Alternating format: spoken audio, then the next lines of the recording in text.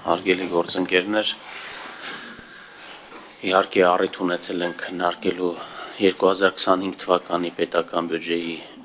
կատարման հաշվետվությունը անցած շաբաթ, որտեղ ներկայացրել ենք ֆիսկալ քաղաքականության մանրամասները, նաև ըստ գերատեսչությունների հանձնաժողովներում քննարկումներ են եղել։ Ես կփորձեմ հակիրճ ներկայացնել այն ամենը, ինչ որ արդեն առիթ ունեցել ենք ինչի մասին խոսելու։ Նախ, եթե խոսենք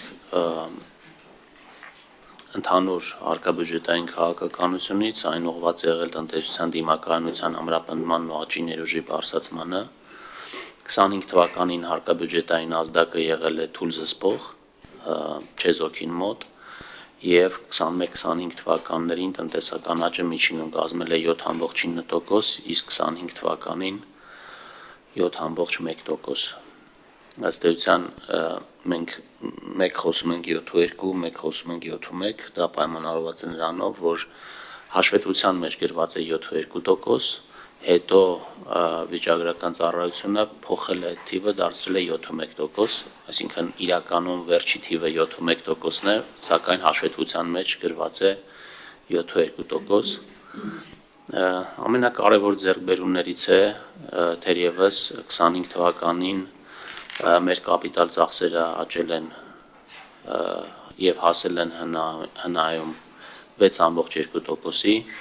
որոնք հիմնականում ուղղված են եղել մարդկային կապիտալի, անվտանգային և տնտեսական ենթակառուցվածքների զարգացմանը։ Եթե համեմատենք 21 թվականի հետ, ապա կապիտալ ծախսերը աճել են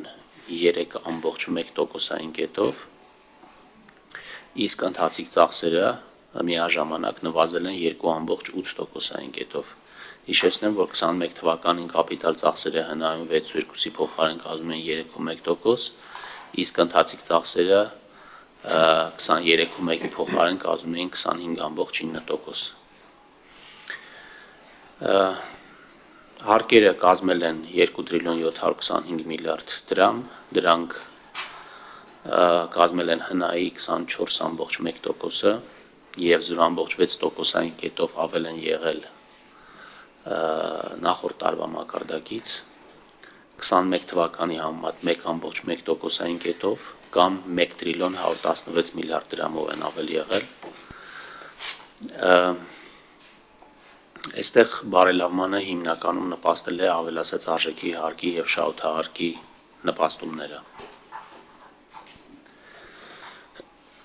Հաջորդը բյուջեի պակասուրդն է, որը կազմել է 3,7%, պլանավորված 5,5%-ի փոխարեն, նոմինալ կազմել է 418,8 միլիարդ դրամ, միջինում վերջին 5 տարիներին մեր պակասուրդը կազմել է 3,2%, որը ամբողջությամբ համահունչ է մեր դրված թիրախներին։ Այս արդյունքների հետևանքով նաև մենք ունենք վարկի նվազում հնայի համեմատությամբ, որը կազմել է 47,3%, որը նվազել է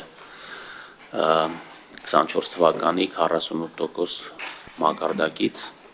0,7%-ային կետով։ Կարծում սա նույնպես շատ կարևոր է, նամանավանդ մեր այն նպատակադրումներով, որ նպատակ ունենք պարտքի սպասարկման ծախսերը մեր եկամուտների մեջ առաջիկայում նվազեցնել 12,1%-ից իջեցնել 10%-ի միջնաժամկետ հատվածում։ Նշեմ նաև, որ վերջին տարիներին 25 թվականը այն տարին էր, երբ մենք կանգնեցրեցինք այդ սպասարկման վճարների աճը և մի փոքր նույնիսկ նվազում ունենք 12,2%-ից նվազել է 12,1%, ինչի որովհետև ունենք տոկոսադրույքների նվազում, դրա մասին առանձին կխոսեմ։ Մեր քաղաքականությունը համապատասխանել է հարկաբյուջետային ոսկե կանոնին, մեր կապիտալ ծախսերը գերազանցել են պակասուրդը 283,8 միլիարդ դրամով, այսինքն երբ որ որոշ մարդիկ ասում են, թե մենք պարտքի ենք վերցնում ընթացիկ ծախսեր անելու համար, սրանով ապացուցում է, որ նույն 283 միլիարդ դրամով ավել կապիտալ ծախս ենք անում, քան պարտք ենք վերցրել, եւ հարկային եկամուտները գերազանցել են ընթացիկ ծախսերը 112 միլիարդ դրամով։ Սա նույնպես համարում եմ կարևոր ցուցանիշ։ Եթե մի փոքր խոսենք պարտքից, ապա պարտքը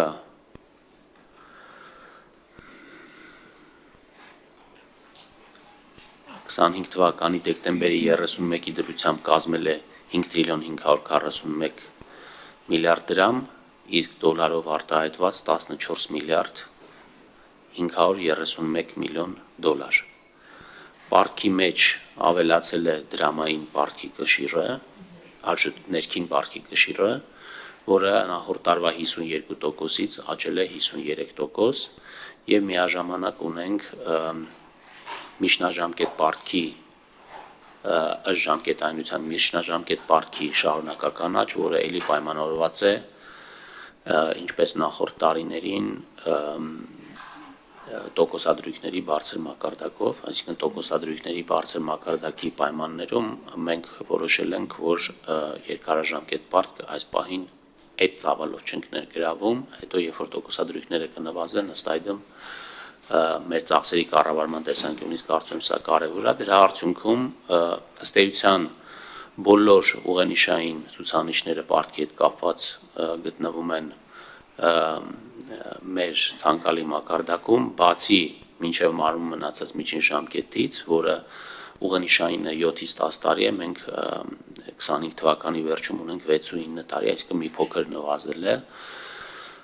բայց հույս ունենք, որ առաջիկայում նաև տոկոսների նվազման պայմաններում կկարողանանք այս ցուցանիշը նույնպես համապատասխանեցնել։